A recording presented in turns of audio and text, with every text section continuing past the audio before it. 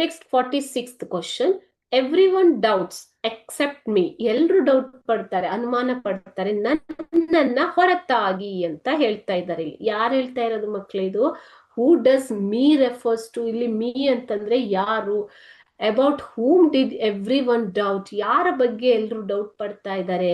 Y were they in doubt. ಯಾಕೆ ಅವರಿಗೆ doubt ಇದೆ ಅಂತ ಕೇಳಿದ್ದಾರೆ. Answer ನೋಡೋಣವಾ?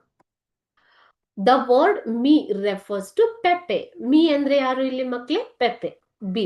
Everyone's doubt was about the success of the voyage. ಈ ಒಂದು ಪ್ರಯಾಣದ ಯಶಸ್ಸಿನ ಬಗ್ಗೆ ಎಲ್ಲರಿಗೂ ಡೌಟ್ ಇದೆ. ಪ್ರಯಾಣದ ಯಶಸ್ಸು. ಏನು ಪ್ರಯಾಣ ಮಾಡಕ್ ಬಂದಿದ್ದಾರೆ ಅವರು?